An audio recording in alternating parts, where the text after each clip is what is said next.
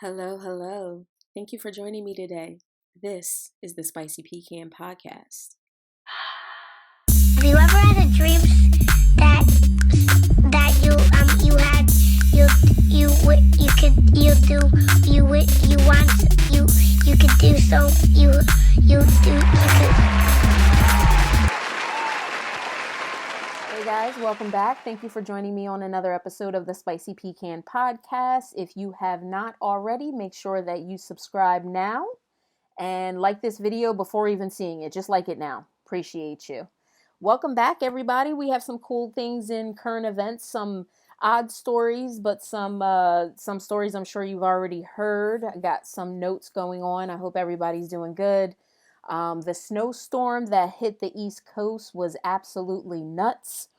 In New Jersey, we got probably, I'm going to guess, I can't remember what the final total was, but I think maybe like 6-7 inches. It was pretty thick out there. I know parts of PA got over 30 inches, so bless all of you guys. Listen, some things happening in the news. If you have children in school or kids who are set to go to school, this story might actually be of interest to you. Ooh, my lips is dry. I have to keep a chapstick on deck. I stay looking like I'm doing crack. All right, so fair formula funding. Have you heard of it? So, Pennsylvania is actually, Governor Wolf has agreed to fair formula funding. Basically, it's a little more complex than I'm about to explain it, but just so that you kind of understand the gist of it, it basically provides equity in schools. So think about it like this: a school in the suburbs with, 20 kids per class, 15 kids per class are not going to need as many resources as a school in the inner city that maybe has 40 kids per class or 35 kids per class, right? Make sense? There are so many states throughout the United States who have not been applying just a decent, equitable plan. And the craziest part about it is you have these schools in the upper class districts because of the COVID money that's being given out. You have schools in these upper middle class districts that are actually fighting for their stake of the money, not because they need it, not because they need it at all, but because to them it feels like a loss because they won't get anything or they won't get as much. That to me is just such greed when at the end of the day we're talking about kids getting education. So this COVID money is supposed to be, you know, providing schools with proper ventilation and PPE for teachers and students, the parameters that we need that are set forth by the CDC, to say, hey, it's safe here. Well, if your school has a great ventilation system already or something that is up to code, and there's plenty of classroom size where kids can spread out because you don't have as many in your class, does it make sense that you get as much as a school that is desperately in need and probably hasn't had the proper repairs years past before COVID? It's insane to me. New Jersey is way, way behind with all of this. Chris Christie, who I could not stand, um, he definitely, the education system was something that he absolutely attacked during his time with us in New Jersey as governor. But keep your eyes peeled for that because this is a really, really, really important topic. If getting your kid back to school in a safe way is important to you, make sure that you understand how your specific school, the school that your children go to, are going to be properly funded. And if you find out that the state that you're in is not creating equity with the COVID relief money, that might be an initiative you want to get behind, because it directly impacts you. This is very real shit. So I definitely wanted to just put that out in front of everyone. This is an issue that I've been working on with a campaign at work. So I've been kind of getting the behind the scenes of how everything's working out. It looks like, well, Governor Murphy in Pennsylvania is saying, hey, this is something that we need to do. The only problem is it has to be voted on by the legislators.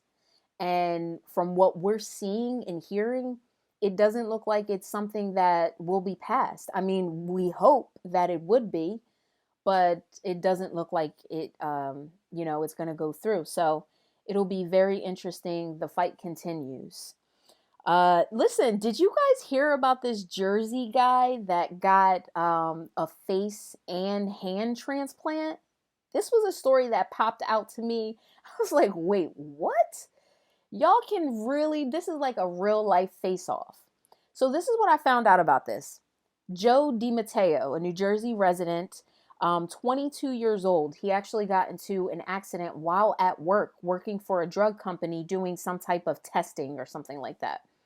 I guess they were, you know what? I'm not even going to guess. That's what they said happened to him. It was, a tragic accident at work. He was burned really badly on his face, some parts of his body, and his hands. So, this is the third time that this procedure has been done. The first time, the person died like a month later, and that was in Paris, a Paris resident.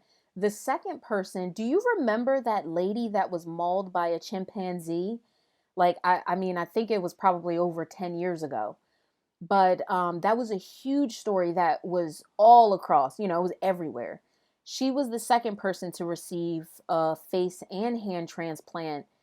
2 days after her procedure, the hand transplant actually failed. So they had to do, artificials. But he is the third recipient of this procedure. And so far, so good. It looks like it actually went through and, he's doing well. The surgery took place in August. And I'm just scratching my head like, y'all can do this. Y'all can literally replace someone's face, but you can't figure out a way for when I switch that mustard container for that liquid to come out first. Like, how do people come up with these inventions? I have a laundry list of very simple things that I feel like should definitely be resolved by now. Like, for example, the common cold hasn't even been cured, but we can transplant a face. Like, our priorities are crazy. But very, very interesting. That kind of stuck out to me. So I kind of wanted to, just see what you guys thought about that. In world news, the World Health Organization, WHO, is in Wuhan, China, doing an investigation on the origin of the COVID vaccine or the COVID-19. This is crazy. So there have been theories, conspiracy theories, and things like that, that the COVID may have been manufactured or created by accident. It looks, well, we can't say it looks like, but what they're hinting at is it looks like they, in Wuhan, they have very advanced technologies in their different labs. They've been studying SARS and, different pandemics, but SARS specifically. So what, who believes is there could have potentially been a creation of COVID-19 because of their archives of the bats, their investigations or their testing on bats for SARS. SARS was like 2003. So apparently these people have an archive of bats that they were studying and things like that. I don't know if somebody was mishandling the evidence or the pieces, but that's kind of how they think it originated. Not the wet markets like we originally thought. But the investigation has just begun. Analysts are saying it could take several years to have a definitive answer on exactly what happen to create COVID-19, or, how the occurrence occurred. So that will be very, very interesting.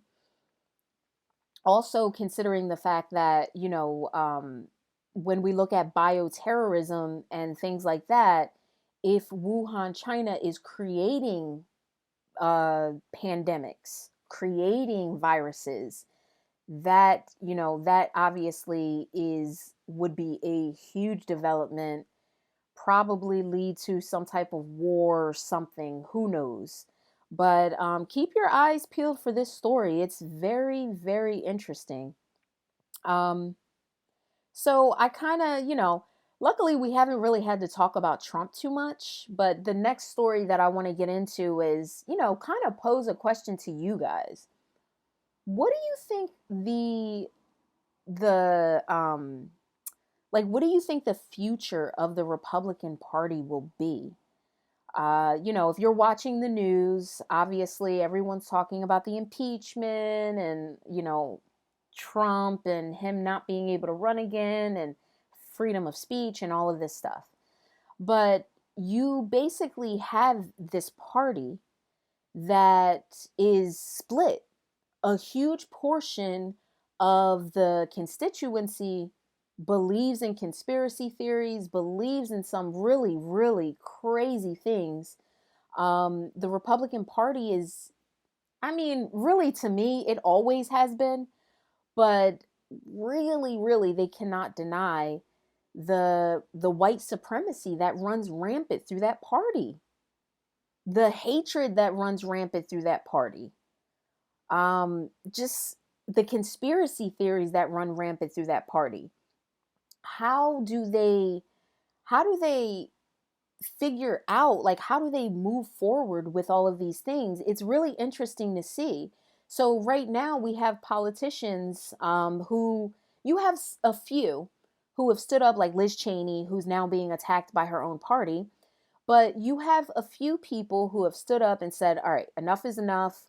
Yeah, we rode the Trump wave because we knew it would get us votes. He was just on fire, and we had to ride the wave because winning is everything to us.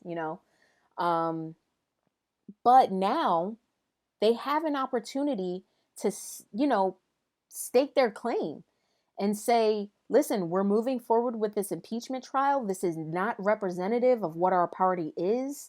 Unfortunately, it doesn't look like that's going to be the way that they go. It looks like they are going to continue to ride this wave of conspiracy theories and all kinds of nonsense. I mean, the Marjorie Greene, I know you've heard her name. She's been in the news every single day on the hour. Um, Literally saying things like mass shootings, school shootings weren't real, like Sandy Hook weren't real and it was staged and things like that. How can the Republican Party stand behind someone like that and believe that they'll have a future? Younger generations are not as indoctrinated as the older folks. Republican Party is old. It's a lot of old people. It really is. Um, how do they grow?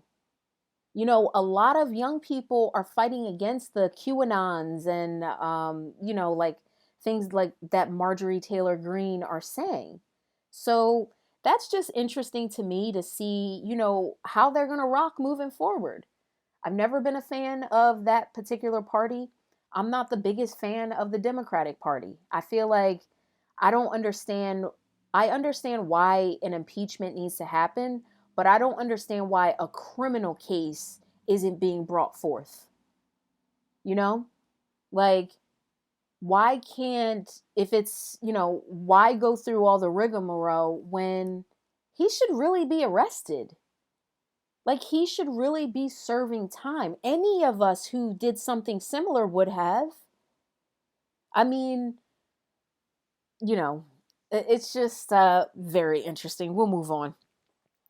So, have you guys been paying attention to the trials that are going on with the terrorists that attacked the Capitol? This is hilarious. On one side, you have people, as their defense, blaming Trump for the reason why they did, why they committed such crimes. And then on the other side, you have Republicans who are defending Trump, saying that it was freedom of speech. And this is the thing about our law system. It's like you can win in a criminal case, but then you lose civilly. You can win in this, but then you lose here. And I get every court has its own specific responsibility, but it just seems like there's no rhyme or reason. It seems like there's no common sense to the way that we're going about certain things. Why are there no criminal charges? It was a crime, right? It's enough of a crime that would have people voting on whether he would be impeached or not. So why isn't it in a criminal courtroom? That's my question. And that's what I would honestly like to see. Luckily, it seems like the private sector is getting it right. As we know, Dominion is suing Rudy Giuliani for like $3 billion. I don't know why more people are not on that. I didn't do a whole bunch of research, so there may be other defendants in that case. But Rudy Giuliani is the one that, they're mostly talking about. So it kind of pushes me to believe that he may be the only person on there, but don't quote me on that. But it's interesting how the private sector gets it, but our public sector is almost being, I don't want to use the word vindictive in a way, because yes, if one of my coworkers, because that's really what Trump was to these people, if one of my coworkers incited a riot at our job, I would want them to be arrested.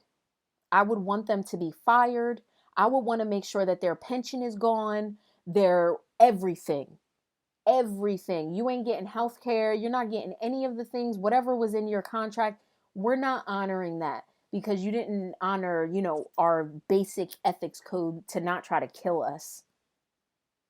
But yeah, so enough of the news and all of that. I wanted to get into the topic today. Now, this is something that I'm going to start talking about a lot more. Generational trauma. This is so fascinating to me because the more you learn about it, the more you can identify things in even your own life that may be affecting you from generations before. So I'm going to share a video. I'll put it in the show notes. Check that video out because she actually goes over this much more in depth, and there's an article along with it and everything. But I wanted to just kind of start to talk about this. Any traumatic situation that results in a pattern of traumatic or unhealthy behaviors or beliefs through generations is considered generational trauma. So I'm going to go over the signs to know that you may have some of these issues within your family. But before we get into that, let's just paint a full picture. So this has been in the news.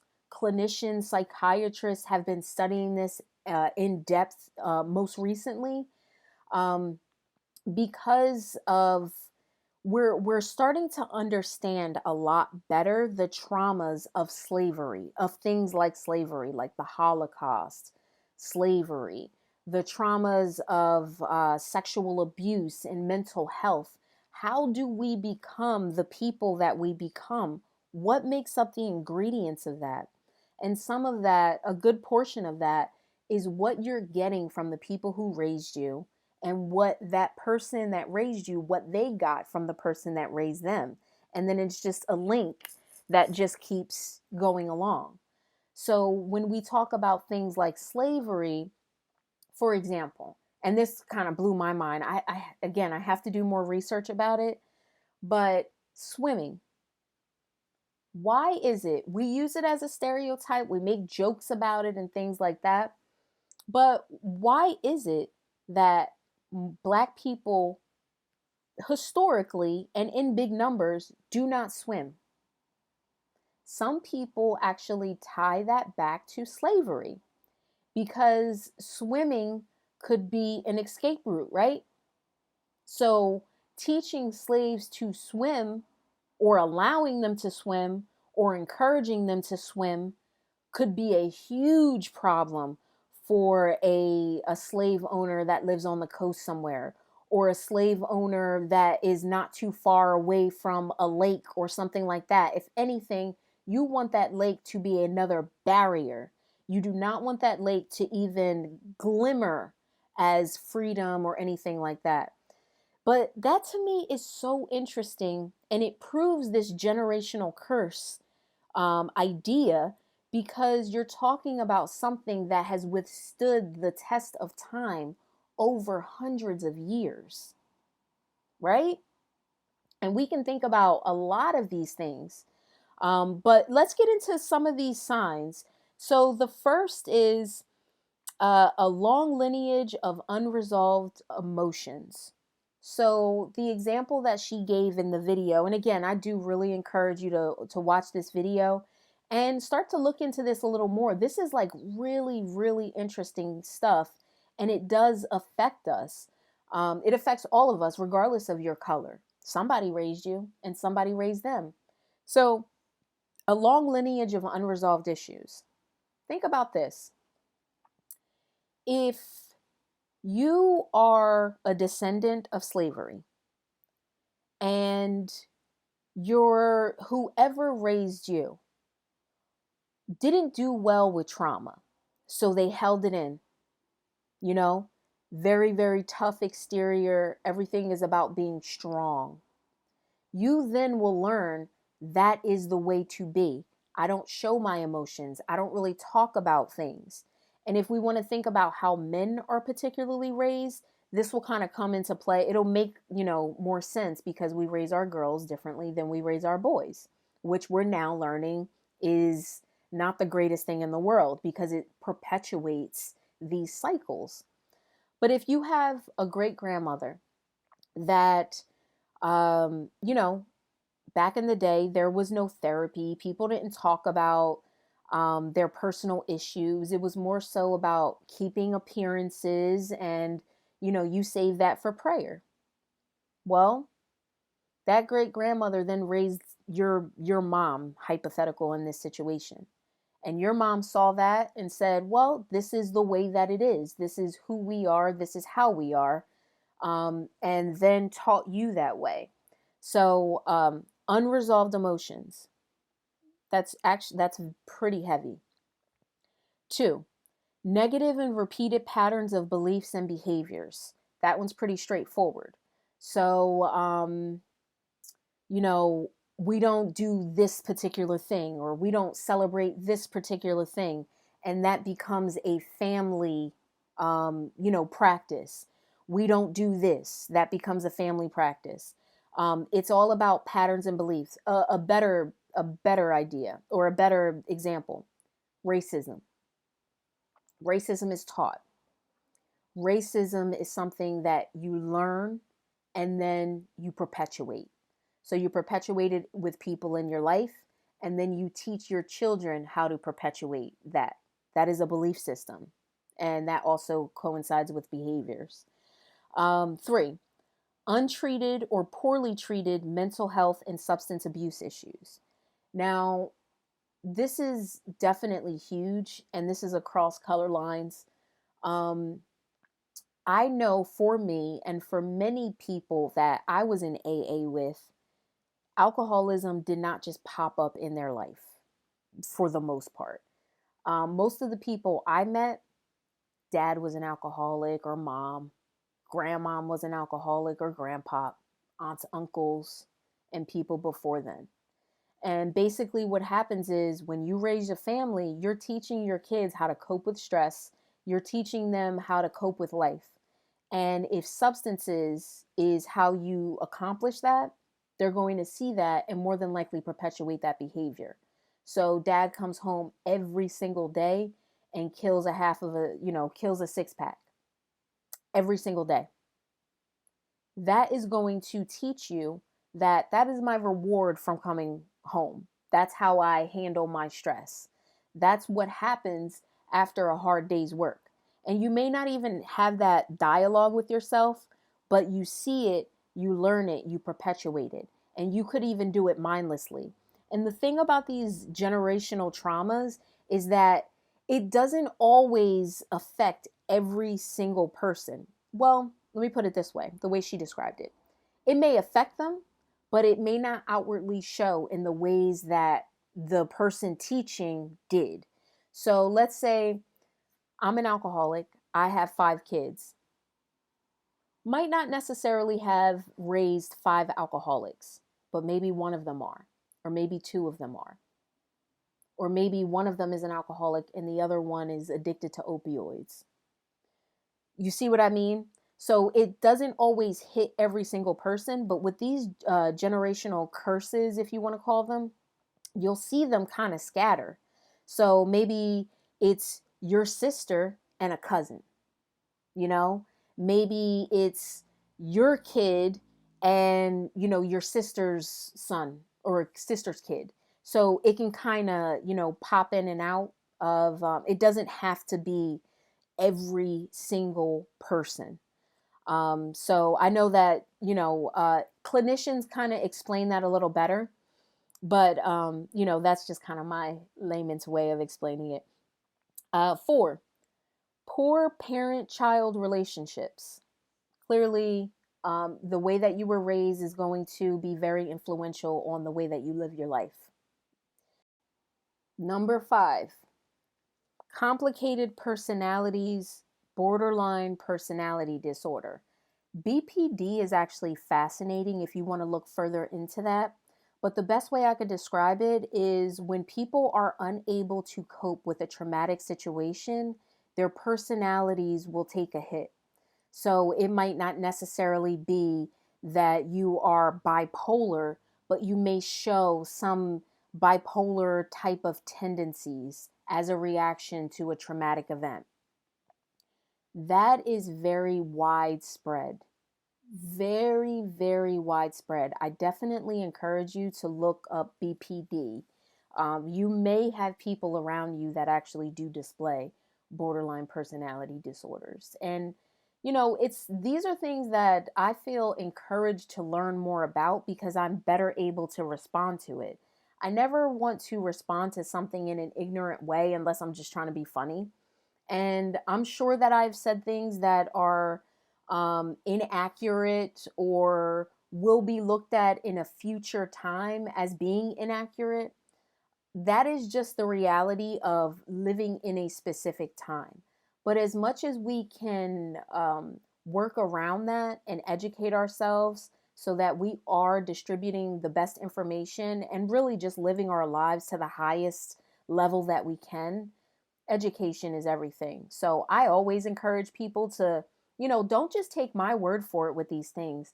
Look into it. That's why I talk about these things so that you can look further into the topic if it's something that sticks out to you. The last one, contentment with the way things are. And that kind of piggybacks on another one that we talked about. But that essentially says, I was raised this way, and this is the way that it is supposed to be.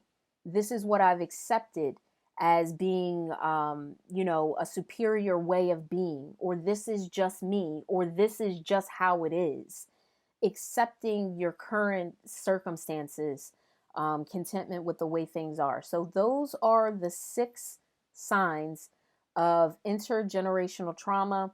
I am going to continue to study this. There are so many fascinating pieces about this, and it says a lot about the way that we live now. And the crazy thing about it is when you watch stand-up comedians over the years, all of the stereotypes that we say, oh, black people are late, black people can't swim, black people don't do this, or, Puerto Rican people love their whatever. All of these kind of stem, not all of them, but a lot of them stem from some type of generational trauma, generational curse. The point being is that just because something happened 500, 1,000 years ago does not mean that it is not present in some way, shape, or form, or have taken an effect on a family or a person current day. So that was the piece that just wanted to leave to you guys. I hope that you enjoyed the episode. I certainly encourage you to continue to educate yourself on generational traumas and generational curses. There's so many important details, and we're going to get to them.